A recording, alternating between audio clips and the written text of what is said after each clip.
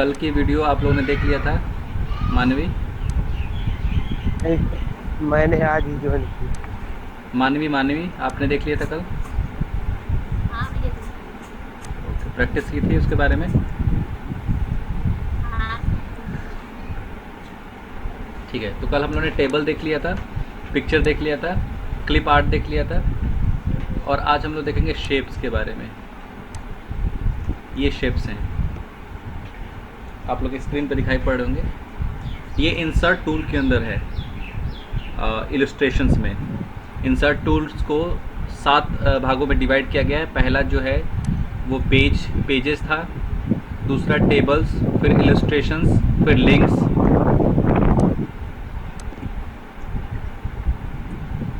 और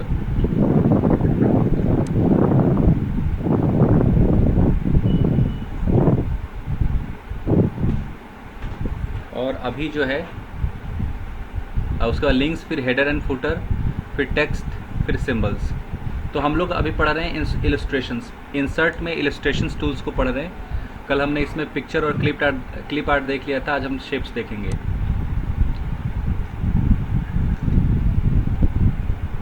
ये शेप्स हैं, इसमें बहुत सारे अलग अलग शेप्स दे रखे हैं, जैसे कि टेक्स्ट बॉक्स दे रखा है, लाइन, एरो, रेक्टेंगल,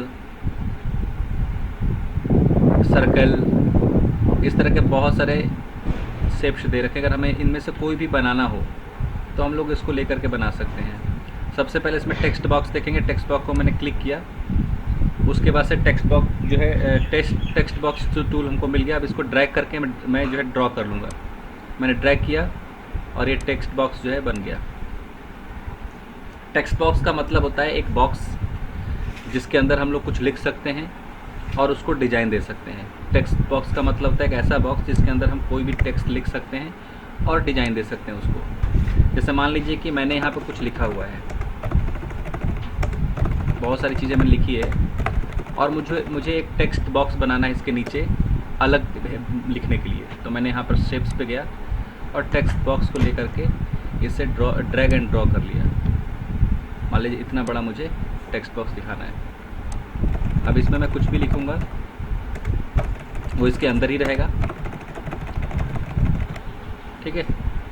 और मैं चाहता हूँ इसमें तो बहुत सारा जो है ज़्यादा लाइन स्पेस है, मैं थोड़ा कम करना चाहता हूँ। तो कल हम लोग ने इंसर्ट में देखा था कि होम टूल्स में देखा था कि हम लोग लाइन स्पेस को कैसे चेंज करेंगे।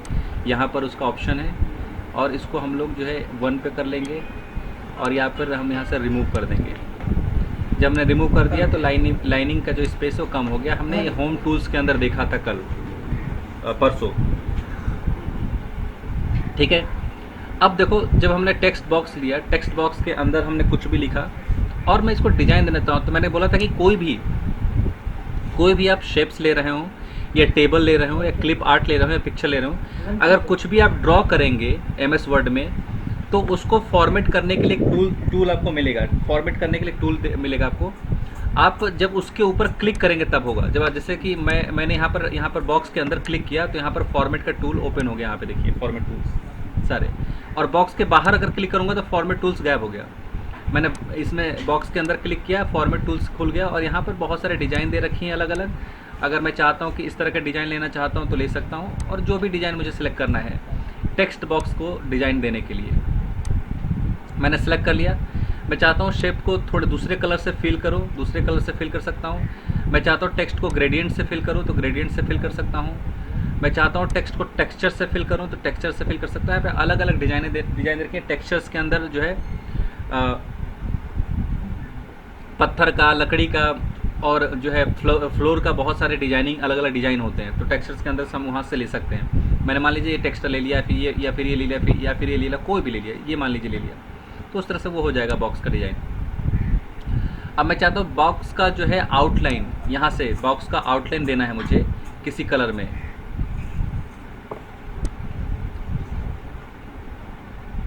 यहाँ से शेप आउटलाइन, यहाँ देखिए शेप फिल के बाद शेप आउटलाइन को हमें कलर देना है।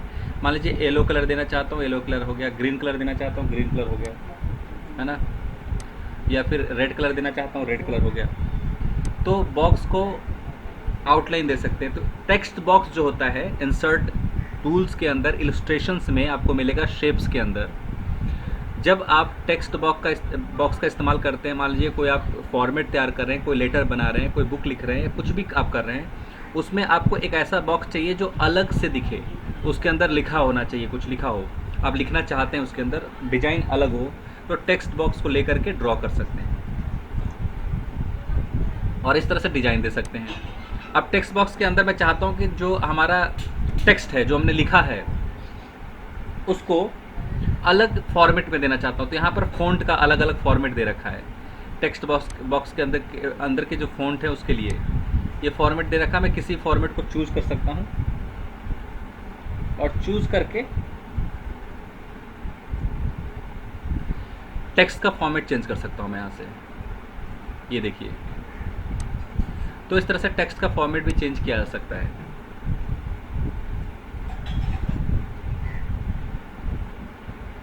तो ये जो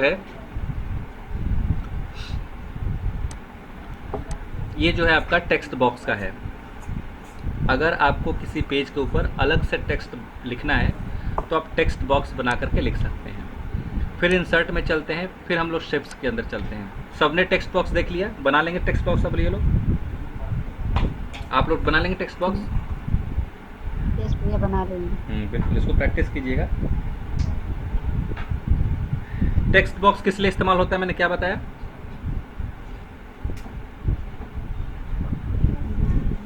जी, टेक्स्ट बॉक्स किस लिए इस्तेमाल होता है, मैंने क्या बताया अभी, आप बताएं कोई। हम किसी बुक को या मतलब कुछ भी लिख रहे हैं ना, तो कुछ अलग दिखाने के लिए तभी हाँ, text box का अलग कुछ उपयोग लिखना चाहते हैं आप, अलग बॉक्स के अंदर या अलग कुछ डिजाइन देना चाहते हैं लिख करके, जो दिखे लोगों को अलग से, तो आप एक टेक्स्ट बॉक्स का इस्तेमाल कर सकते हैं। ठीक है। और ज़्यादातर हम लोग इस्तेमाल करते हैं टेक्स्ट बॉक्स का फॉर्म बनाने के अंदर। अगर हमें कोई एप्लीकेशन फॉर्म बनाना है या कोई भी फॉर्म डिज़ाइन करना है तो हम लोग टेक्स्ट बॉक्स का इस्तेमाल करते हैं, क्योंकि टेक्स्ट बॉक्स से जो है हम लोग कहीं पर कुछ भी लिख सकते हैं। कई बार क्या होता है कि पेज के ऊपर आप कहीं पर कुछ भी नहीं लिख सकते, पेज की जो है एक लिमिट है, उसी के वहीं पर आप लिख सकते हैं, आपका कर्सर उसके अलावा नहीं लिखेगा कहीं पर। लेकिन जब टेक्स्ट बॉक्स आप इस्तेमाल करेंगे तो आप कहीं पर भी कुछ भी लिख सकते हैं बराबर से।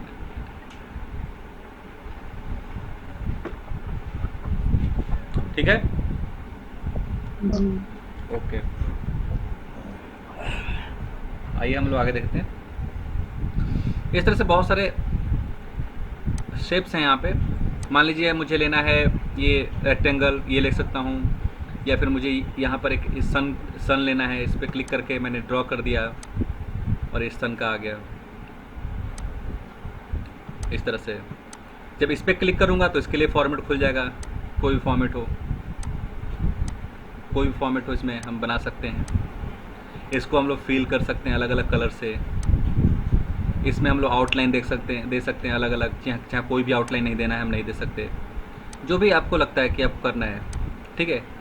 अब क्या होता है कि अगर आपको इस शेप के अंदर कुछ लिखना है, मान लो कि मुझे बीच में कुछ लिखना है, इस शेप के अंदर मुझे बीच में कुछ लिखना है, तो मैं क्या करूँगा कि शेप पे क्लिक करके राइट क्लिक करूँगा माउस का, और राइट क्लिक करने के बाद यहाँ पर ऑप्शन आता है ऐड टेक्स्ट करके, एक ऑप्शन है ऐड टेक्स्ट, दिख रहा सबको? हाँ दिख रहा है। ओके। इसमें मैं क्लिक कर दूंगा, ऐड टेक्स्ट में मैंने क्लिक कर दिया, कर्सर बीच में आ गया। अब मैं कुछ भी लिखूंगा तो इस टेक्स्ट इस जो है इमेज के अंदर, इस शेप के अंदर लिख जाएगा। मान लीजिए मैं कुछ भी लिख रहा हूँ, अगर मैंने ये लिखा तो ये लिख गया। मैं इसको बड़ा करना चाहता हूँ, होम टूल्स पे जाकर के बड़ा कर सकता हूँ, थोड़ा सा ये छोटा कर सकता हूँ। ठीक है। इस तरह से टेक्स्ट को अगर लिखना है हमें शेप के अंदर, तो उसके लिए शेप पर राइट क्लिक करके हम लोग टेक्स्ट को लिख सकते हैं। ठीक है। तो यहाँ से आप अलग अलग शेप्स को ले सकते हैं और शेप्स का इस्तेमाल कर सकते हैं। आप कुछ भी लिखना चाहते हैं, कुछ भी आप उसमें डिज़ाइन देना चाहते हैं, तो आप अलग अलग शेप्स का इस्तेमाल करके और अलग अलग चीज़ें आप बना सकते हैं। जैसे मान लीजिए ये मुझे इस शेप का इस्तेमाल करना है, उसका इस्तेमाल कर सकता हूँ। मान लीजिए मुझको इस तरह के शेप का इस्तेमाल करना है, कुछ दिखाना है, इस तरह के शेप का इस्तेमाल करना है, मैं इसका इस्तेमाल कर सकता हूँ। ये डिपेंड करता है कि मैं क्या चाहता हूँ करना, या आप क्या चाहते करने के लिए। ठीक है, तो शेप टूल का इस्तेमाल इन सब चीज़ों के लिए किया जाता है। मैंने इसको सिलेक्ट किया और सबको डिलीट कर दिया। इसको हम लोग डिलीट कर देते हैं, फिर नए टूल्स पे जाते हैं। ओके, फिर मैं इंसर्ट पे गया, शेप्स का क्लियर हो गया। शेप्स के लिए हम अलग अलग शेप्स को ले सकते हैं, उसमें लिख सकते हैं, उसको फॉर्मेट कर सकते हैं, जैसे हमने कल पिक्चर को फॉर्मेट किया था, जैसे हमने कल टेबल को फॉर्मेट किया होता उस तरह से। अब स्मार्ट आर्ट आता है। स्मार्ट आर्ट का मतलब होता है इंसर्ट स्मार्ट ग्राफिक। इसमें हम लोग ये स्मार्ट आर्ट जो है बेसिकली प्रोसेस को समझाने के लिए, या बुक्स में जैसे कि आपने साइंस के बुक को देखा होगा, लाइफ प्रोसेस को देखा, उसमें समझाया जाता है। तो किसी भी प्रोसेस को समझाने के लिए स्मार्ट आर्ट का इस्तेमाल करते हैं। हम क्लिक करेंगे इसमें तो बहुत सारे आपको ग्राफिक्स मिल जाएंगे स्मार्ट आर्ट का, जैसे कि लिस्ट का ग्राफिक मिल जाएगा। अगर आप कोई लिस्ट वाइज कुछ चीज़ दिखाना चाहते हैं, प्रोसेस का है, साइकिल का है, हेरारकी का है, रिलेशनशिप का है, मैट्रिक्स का है, पिरामिड का है, पिक्चर का है, बहुत सारी चीज़ इसके अंदर है। मान लीजिए मुझे प्रोसेस का कुछ दिखाना है, अब मैंने ये वाला लिया, इस पर क्लिक किया और क्लिक करने के बाद ओके पे क्लिक कर दिया, तो ये देखो आ गया यहाँ पे, ये स्मार्ट आर्ट है। अब मुझे इसको समझाना है, लेकिन मुझे इसका जो है स्टाइल अच्छा नहीं लग रहा है, तो फिर वही बात आती है कि जब कभी भी आपने कुछ इंसर्ट किया, उस पर क्लिक कीजिए, फॉर्मेट आपका टूल खुल जाएगा, डिजाइन टूल खुल जाएगा। देखिए फॉर्मेट टूल हमारा ओपन हो चुका है, डिजाइन टूल ओपन हो चुका है। मुझे डिजाइन लेना है तो यहाँ से चेंज कलर का ऑप्शन है, चेंज कलर पे क्लिक करेंगे और मैं कुछ इस तरह का इसको डिजाइन देना चाहता हूँ, तो मैंने इसको कलर को चेंज कर लिया और यहाँ से मैंने ये वाला फॉर्मेट चेंज कर लिया क्लिक करके, अलग अलग है। ये हो गया हमारा। अब मैं कुछ इसमें लिखना चाहता हूँ, मान लो कि मैंने यहाँ पे पहले लिखना है मुझे XYZ, तो मैंने XYZ लिख दिया। यहाँ पर मुझे मान लीजिए लिखना है PQR, मैंने PQR लिख दिया। यहाँ पर लिखना है मान लीजिए कि मैथ, अब यहाँ पर मान लीजिए लिखना है इंग्लिश, यहाँ पर मान लीजिए मुझे लिखना है ग्रामर,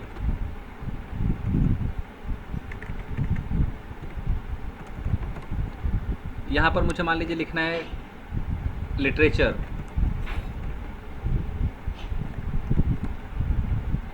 यहाँ पर मुझे मान लीजिए कुछ भी लिखना है, जो कुछ भी मैं लिखना चाहता हूँ, तो इस तरह से। और यहाँ पर मैं कुछ भी चेंज कर सकता हूँ क्लिक करके। ये देखिए जो मैंने डिज़ाइन करना चाहता वो मैंने डिज़ाइन यहाँ पे कर लिया। मैं थोड़ा सा इसको बढ़ाना चाहता हूँ, ऐसे खींच करके बढ़ा सकता हूँ, मेरा जो है फॉर्मेट बढ़ जाएगा। ठीक है, तो इस तरह से जो है हमारा इंसर्ट में स्मार्ट आर्ट है।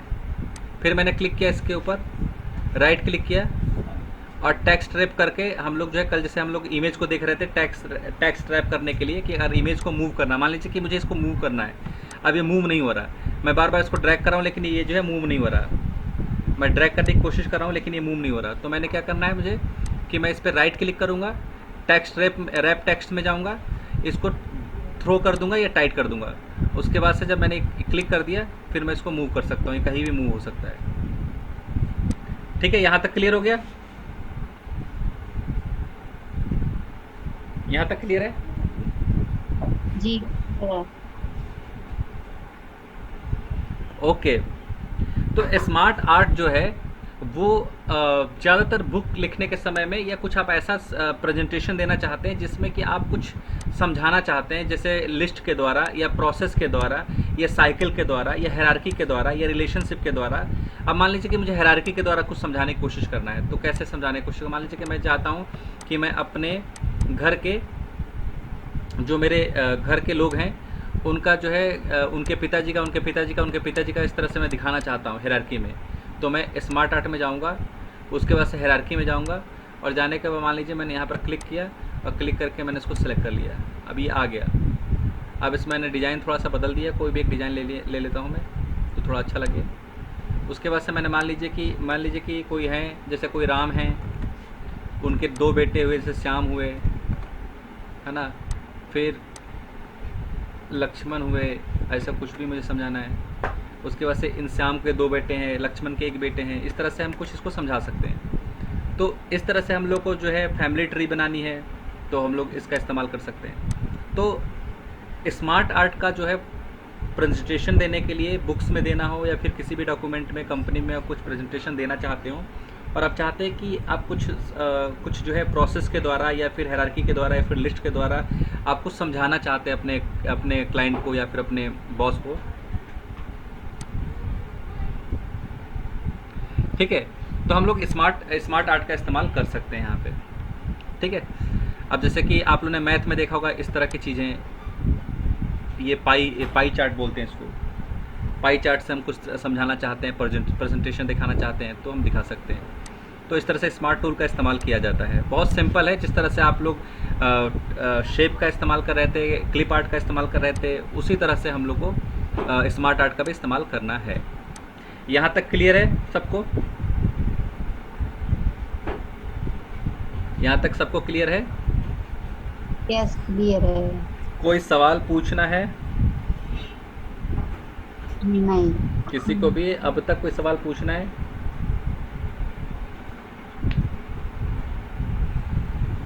गुरजीत सिंह, विकास, सर क्लियर है?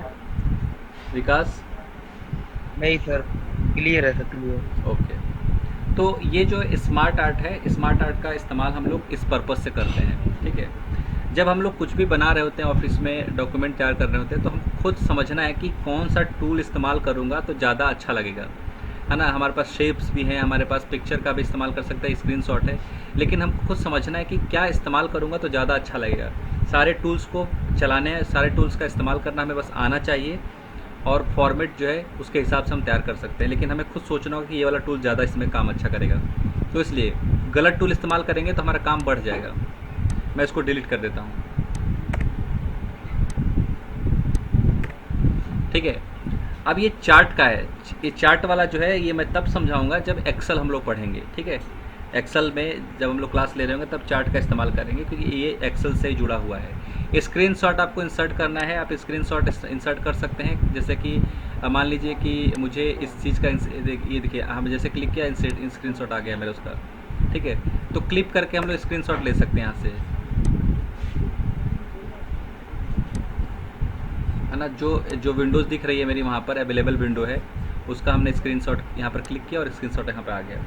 तो ये अभी नया फीचर है, सारे वर्जन में नहीं है, ये जितने वर्जन MS वर्ड के होते हैं सभी में नहीं है, कुछ वर्जन में आ गया है, ठीक है। ये क्लियर हो गया आप लोग को? मतलब picture, clip art, shapes, smart art और टेबल, ये क्लियर है अभी तक? जी। ओके। अब इसके आगे आता है लिंक्स। यहाँ पर एक दूसरा जो है हमारा बॉक्स है, लिंक्स है, जिसमें कि हाइपर लिंक का दे रखा है, बुकमार्क्स का दे रखा है, क्रॉस रेफरेंस का दे रखा है। 3 चीज़ें दे रखी हैं, हाइपर लिंक, बुकमार्क और क्रॉस रेफरेंस। मान लीजिए कि मुझे अपने डॉक्यूमेंट के अंदर कुछ ऐसा इन्फॉर्मेशन डालना है जो वेबसाइट जो कि इंटरनेट पे हो। मान लीजिए कि मैं इंटरनेट पे कुछ सर्च कर रहा हूँ, कुछ बना रहा हूँ अपने डॉक्यूमेंट को, और अब जैसे कि इंटरनेट पे मैंने सर्च किया, जैसे मान लीजिए कि मैंने कोई एक वेबसाइट सर्च की, जैसे मैंने ये सर्च किया। अब मैं क्या करूँगा कि इसको क्लिक कर लूँगा, क्लिक करने के बाद मैं इसको कट कर लूँगा, हाइपर लिंक पे क्लिक करूँगा, है ना।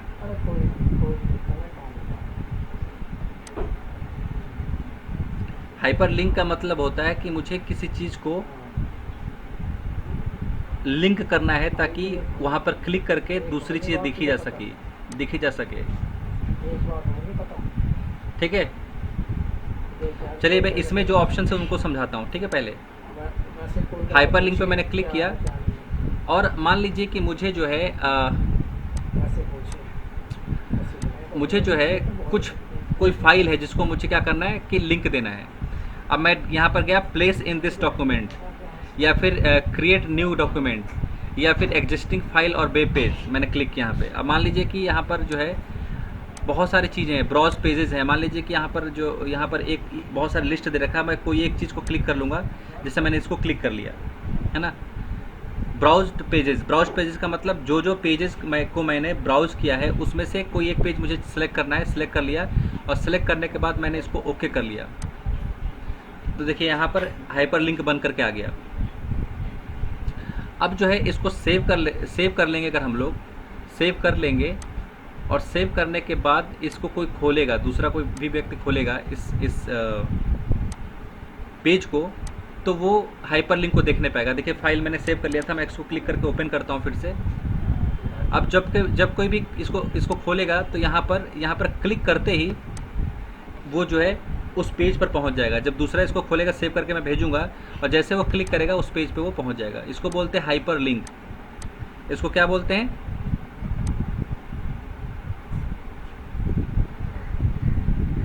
इसको क्या बोलते हैं हम लोग? लिंक। हाँ। अब मैंने हाइपर लिंक को मान लीजिए मुझे रिमूव करना है, तो मैंने राइट क्लिक कर दिया, यहाँ पर रिमूव हाइपर लिंक का ऑप्शन है, मैंने यहाँ पर क्लिक कर दिया, हाइपर लिंक रिमूव हो गया उसमें से। ये एक्सेल में भी आएगा, इसको अच्छे से समझाया जाएगा एक्सेल में। मैं फिर से कुछ चीज़ें दिखाता हूँ। हाइपर लिंक पे मैंने क्लिक किया,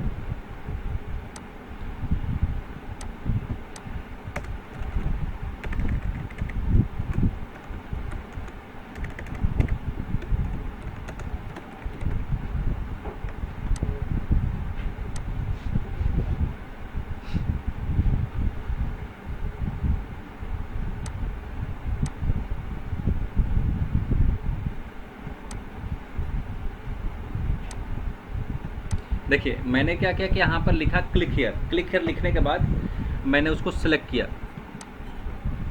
फिर दिखाता हूँ। मान लीजिए कि मैंने यहाँ पर लिखा क्लिक हियर। क्लिक हियर लिखने के बाद मैंने इसको सिलेक्ट किया। सिलेक्ट जब करने के बाद मैंने क्या किया कि हाइपर लिंक पर मैंने क्लिक कर दिया। हाइपर लिंक पर क्लिक कर दिया। अब मुझे क्या करना है कि मुझे कोई डॉक्यूमेंट इसमें लिंक करना है। अब यहाँ पर देखिए लुक इन का ऑप्शन है। लुक इन पे मैंने क्लिक किया। यहाँ पर डेस्कटॉप दिखा रहा। जब मैं जाऊँगा धीरे, यहाँ पर नीचे जाऊँगा तो यहाँ पर मेरे लोकल डिस्क की का फोल्डर है, मैंने इसको क्लिक किया। इसको क्लिक करने के बाद जो है इम्पॉर्टेंट पे मेरा एक फ़ोल्डर है, उस पर क्लिक किया और वहाँ पर कोई भी फाइल है, जैसे मान लीजिए कि यहाँ पर ये 30 डेज़ का फाइल है, 30 डेज़ का फाइल है, इसको मैंने क्लिक कर लिया और क्लिक करने के बाद ओके पे क्लिक कर दिया। तो जैसे क्लिक है जो हमने लिखा था उसके नीचे अंडरलाइन बन गया और वो ब्लू कलर का हो गया। इसका मतलब इसमें हाइपर लिंक जुड़ गया है। क्या हो गया? इसमें हाइपर लिंक जुड़ गया है। इसका मतलब जैसे ही हम लोग हाइपर लिंक को इंसर्ट करेंगे, हाइपर लिंक उसमें जुड़ जाएगा।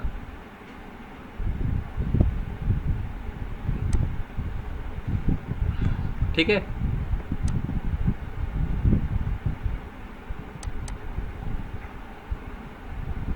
ठीक है, यहाँ तक समझ में आ गया? समझ में आ गया भैया। ओके ओके, चलिए अच्छी बात है ये।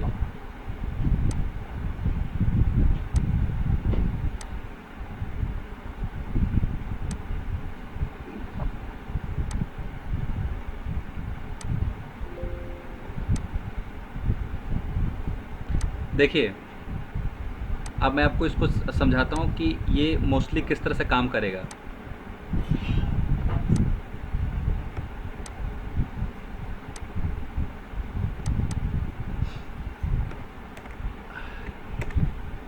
अब मान लीजिए कि मैं कुछ लिख रहा हूँ, यहाँ पे डॉक्यूमेंट बना रहा हूँ कुछ भी, ठीक है। अब डॉक्यूमेंट बनाने के बाद जो है मैं क्या करता हूँ, लिखता हूँ कि प्लीज़ क्लिक हियर टू सी। मैंने ये लिखा और मैं इसमें जा कर के मैं, जैसे मान लीजिए कि मैं दिस पीसी में अपने लोकल डिस्क ई में मैंने कोई डॉक्यूमेंट रख रखा है। मैं डॉक्यूमेंट पहले दिखा देता हूँ। इम्पोर्टेंट में मैं गया और जाने के बाद मान लीजिए कि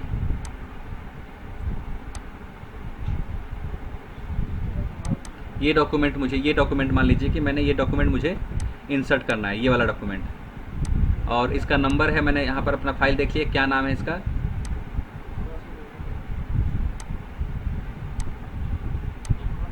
ये फाइल नंबर है 9971322486, ये फाइल नंबर है, ठीक है। मैं फिर से क्या अपने फाइल पे जहाँ बना रहा था मैं, जाने के बाद यहाँ पर मैंने इसको सिलेक्ट किया। सिलेक्ट करने के बाद मैं इंसर्ट में गया। इंसर्ट में जाने के बाद मैं हाइपर लिंक पे गया, हाइपर लिंक पे जाने के बाद मैं लुक इन में गया, उसके बाद लुक इन में जाने के बाद मैं अपने लोकल डिस्क ई में गया, फिर इम्पॉर्टेंट में गया, और इम्पॉर्टेंट में जाने के बाद मैंने वो फाइल सर्च की जो मैं जिसको मुझे लगाना है, जो नंबर से थी 99 से थी, उस फाइल को मैं सर्च कर रहा हूँ, उस फाइल को मैं इसमें इंसर्ट कर दूंगा।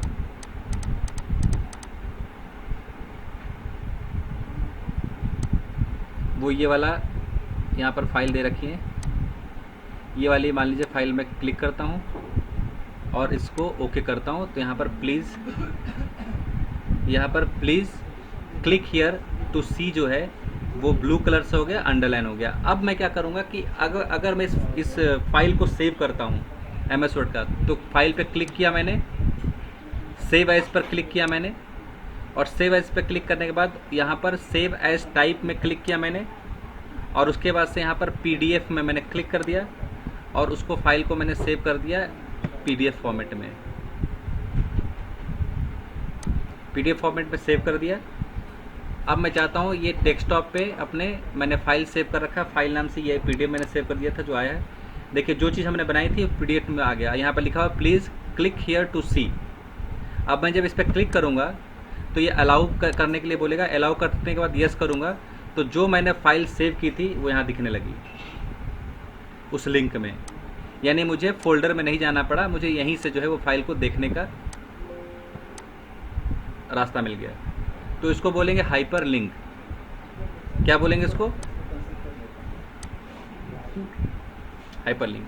तो जो मैंने फाइल को बनाया है MS वर्ड पर, और अगर मैंने उसको PDF फॉर्मेट में सेव करके भेज दिया किसी को, तो या फिर मैंने अपने कंप्यूटर में सेव कर दिया, तो जो कोई भी उस फाइल को पढ़ेगा और क्लिक करेगा उस लिंक के ऊपर, तो वो उस वाले मतलब फाइल को या उस वाले इमेज को या इस वाले फोल्डर को खोल पाएगा, देख नहीं पाएगा क्या है इसके अंदर। ठीक है, तो हाइपर लिंक समझ में आएगा सबको? हाँ समझ में आ गया। हाँ ठीक है। तो उसके बाद से क्या है कि अभी जो है जब हम लोग पढ़ेंगे हाइपर लिंक के लिए, यहाँ पर ईमेल को अगर हम लगाना चाहते हैं, जैसे मान लीजिए कि मैं जो है यहाँ पर लगाना चाहता हूँ कि प्लीज़ मेल अस, और इस पर मैं मेल अस पर मैं ईमेल लगाना चाहता हूँ ताकि कोई भी क्लिक करे तो उसके मोबाइल में या उसके लैपटॉप में तुरंत मेल वाला सिस्टम खुल जाए। तो यहाँ पर मैं जाके नीचे यहाँ पर ऑप्शन दे रखा है ईमेल एड्रेस, क्लिक करेंगे और मान लीजिए मैंने इसमें ईमेल एड्रेस डाल दिया कुछ भी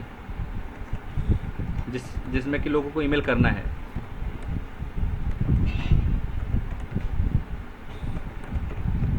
सब्जेक्ट मैंने कुछ भी डाल दिया, जो भी सब्जेक्ट मैं चाहता हूँ कि आए, और उसके बाद से मैंने इसको ऐड कर दिया।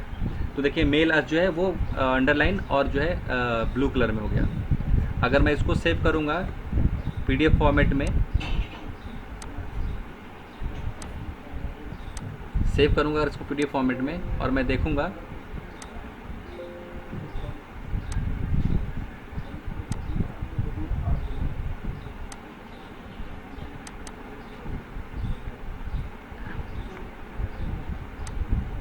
एक मिनट, इसको सेव करते हैं फिर से।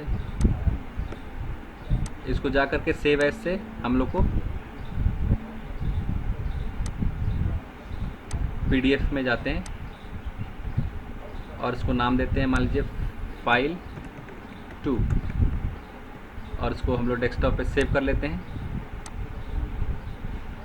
अब ये देखिए हमारा फाइल सेव हो गया। अब यहाँ पर मैंने कहा था प्लीज़ मेल अस, दिख रहा है यहाँ पे प्लीज़ मेल अस। जब मैं इस पर क्लिक करूँगा तो मेरे कंप्यूटर में ये देखिए खुल गया कि किससे मेल करना है आपको, गूगल से, मेल से, आउटलुक से।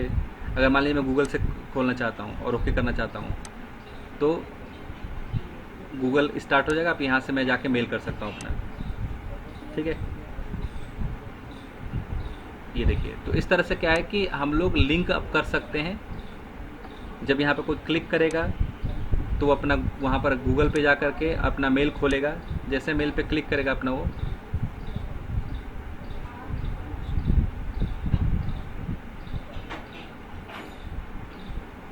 तो यहाँ से मेल कर सकता है। तो इस तरह से क्या है कि हम लोग हाइपर लिंक देख सकते हैं। जैसे मैंने हाइपर लिंक वाले उस पर मेल एस्पेक्ट ऐसे कर्जर को रख रहा हूँ तो इसमें दिख रहा है कि मेल टू online.grh@gmail.com, यहाँ पर सब स्पष्ट दिख रहा है। तो इस तरह से हम लोग हाइपर लिंक का इस्तेमाल करते हैं डॉक्यूमेंट के अंदर लिंक बनाने के लिए, ताकि कोई भी दूसरा एक्सेस कर पाए, आराम से उसको खोल पाए।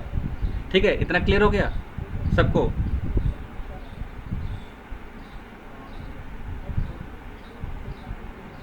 इतना क्लियर है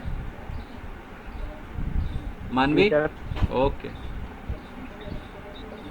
जी भैया। हम्म। क्या भैया उसमें सेव करने के लिए बहुत सारे ऑप्शन दिए थे, डिस्काउंट दिया आपने जिसका में वो सेव एज में जब जाओगे तो यहाँ डॉक्यूमेंट्स में पर पीडीएफ पे सेव करेंगे, पीडीएफ फॉर्मेट में उसको। ठीक है, हाँ ठीक है, जी जी। ओके।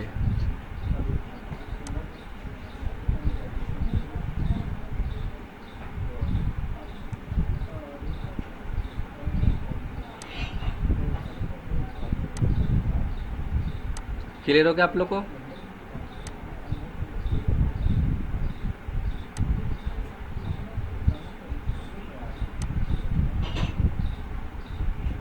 इतना क्लियर है आप लोग को?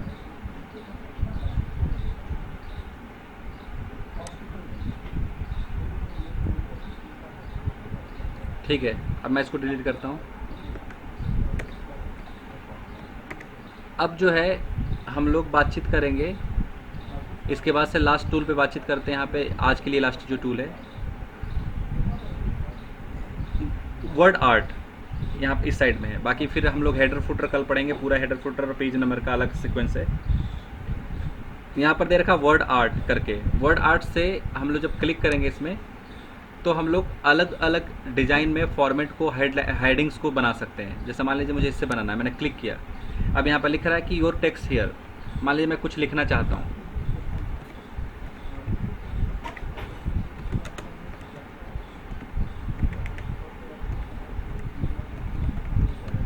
अब ये लिखना चाहता हूँ, मैंने लिख लिया।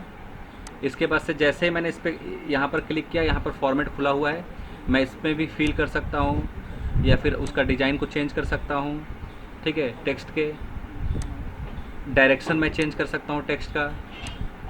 यहाँ से देखिए कहाँ से क्लिक हो रही, सारी चीज़ आप देखते रहिएगा मेरे कर्सर पे। रोटेट कर सकता हूँ, टेक्स्ट को अलाइन कर सकता हूँ मैं। ठीक है, इस तरह से हम लोग वर्ड आर्ट का इस्तेमाल करके अपने डॉक्यूमेंट के लिए अच्छी सी हेडिंग बना सकते हैं। कोई भी एक हेडिंग बनाना चाहते हैं हम लोग, तो वर्ड आर्ट का इस्तेमाल करके हम लोग हेडिंग को बना सकते हैं। अब मैं इसको थोड़ा सा चेंज कर लेता हूँ, सीधा कर लेता हूँ इसको, ये देखिए। तो यहाँ से अगर हमें कोई हेडिंग बनाना हो तो वर्ड आर्ट का इस्तेमाल करके अलग अलग फॉर्मेट दे रखे हैं, उन फॉर्मेट का इस्तेमाल करके हम लोग हेडिंग्स को क्रिएट कर सकते हैं। तो मान लीजिए मुझे ये वाला डिज़ाइन चाहिए, लेकिन जो है टेक्स्ट का कलर थोड़ा दूसरा चाहिए, तो यहाँ से टेक्स्ट कलर मैंने दूसरा चूज कर लिया। कोई भी मान लीजिए वाला टेक्स्ट कलर चाहिए, मैंने उसको ले लिया। ठीक है, क्लियर है यहाँ तक सबको?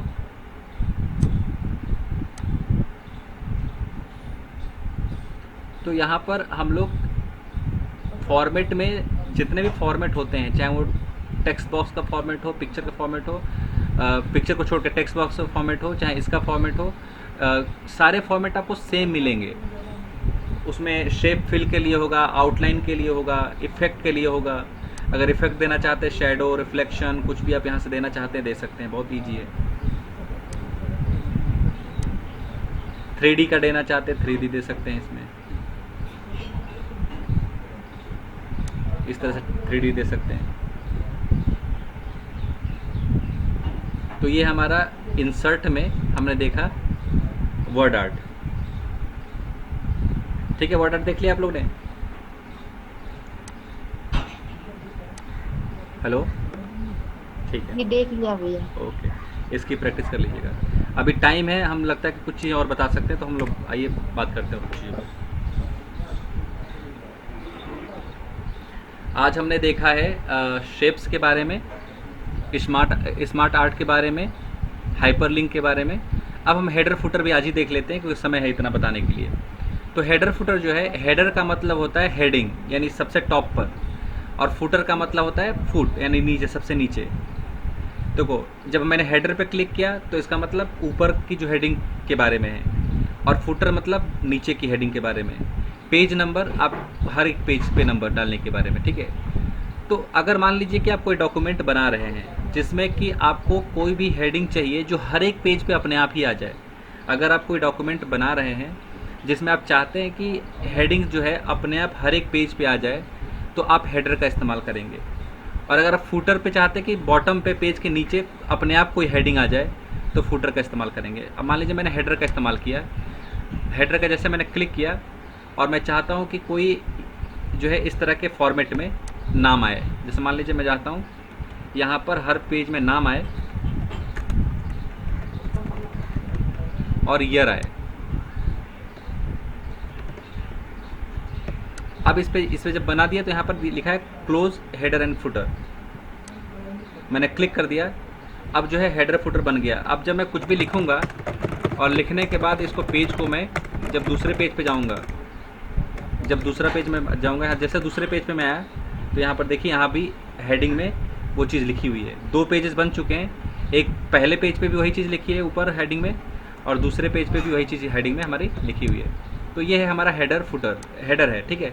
अब इसी तरह फुटर का इस्तेमाल करना चाहते हैं इसी पेज के ऊपर, तो फुटर का मैंने क्लिक किया और मान लीजिए मैं पेज नंबर चाहता हूँ फुटर के ऊपर, तो मैंने कुछ क्लिक किया और यहाँ लिखा और पेज नंबर मैंने यहाँ पर करके और क्लोज यहाँ पर क्लोज पर क्लिक कर दिया, क्लोज हेडर फुटर पे। अब देखिए दोनों पेज पे ऊपर हेडिंग आ रहा है और नीचे पेज नंबर 1 आ रहा है, ऊपर हेडिंग आ रहा है, नीचे पेज नंबर 2 आ रहा है। अब मान लीजिए कि मैं और भी बनाना चाहता हूँ तीसरा पेज, तो यहाँ पर तीसरा पेज के लिए जाने के लिए मुझे कुछ लिखना है और मैं फिर से तीसरा पेज बनाना चाहता हूँ। ये देखिए यहाँ पर हेडिंग आ रहा है और नीचे जो है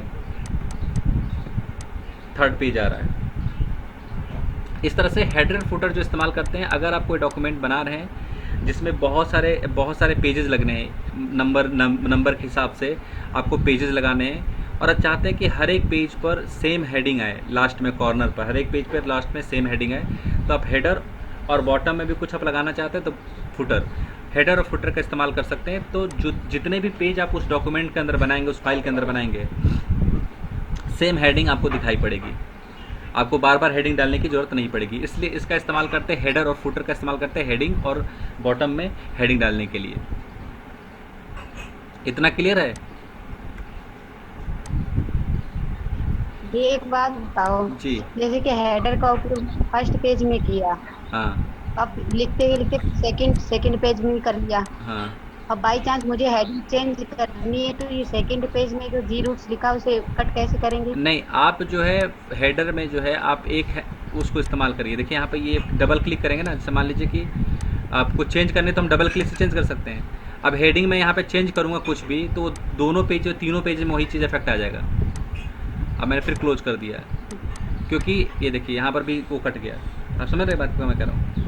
तो आप हेडिंग चेंज तो कर सकते हैं, लेकिन जब चेंज करेंगे तो सभी पेजेस पे इफेक्ट आएगा उसका, क्योंकि एक ही फाइल पे मैं काम कर रहा हूँ। क्लियर? जी जी। तो चेंज करने के लिए आप उसी पर हेडर पे ले जा करके वहाँ पे कर्जर रख करके डबल क्लिक कर दीजिए, 2 बार क्लिक कर दीजिए, खुल जाता है, ठीक है। और बाहर डबल क्लिक कर दीजिए, बंद हो जाता है। क्लियर?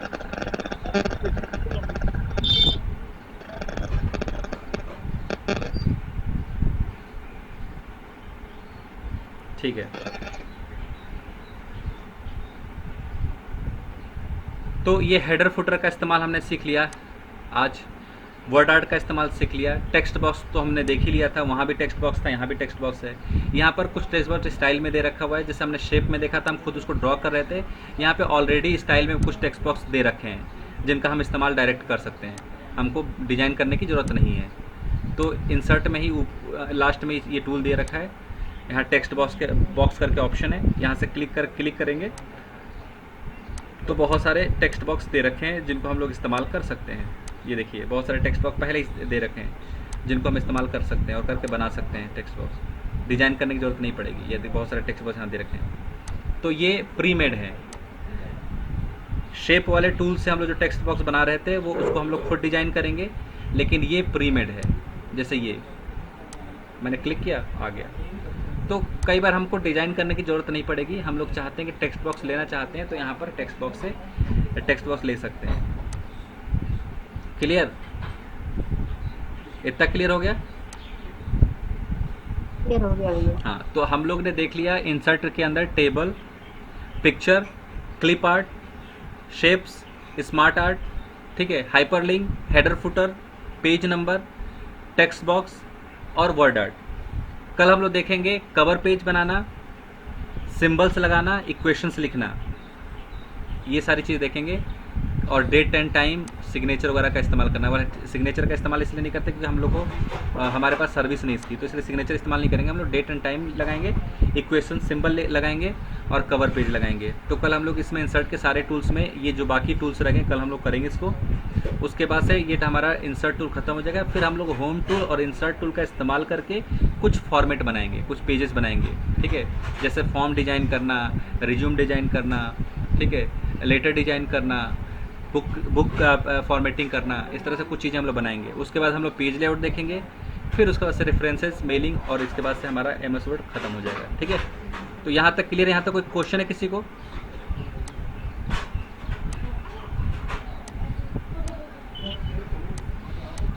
यहाँ तक किसी को क्वेश्चन है? नहीं भैया। ओके, तो आप लोग इसकी प्रैक्टिस कर लीजिएगा। यहाँ से टूल्स को देख करके लगता है कि हाँ आ गया, लेकिन जब प्रैक्टिस नहीं करेंगे तो आप भूल जाएंगे। इसलिए इंसर्ट टूल्स के सारे टूल्स को प्रैक्टिस कर लीजिएगा।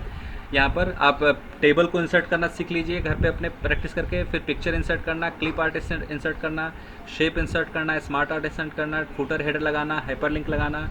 और यदि लगाने पर नहीं आता है, नहीं हो पा रहा है, तब आप लोग जो है सवाल कर सकते हैं। कल आकर के हम लोग जो है मैं उस चीज़ का आंसर दूंगा, ठीक है। ओके, तो आज के लिए बस इतना ही, ठीक है ना। कल हम लोग मिलते हैं फिर से।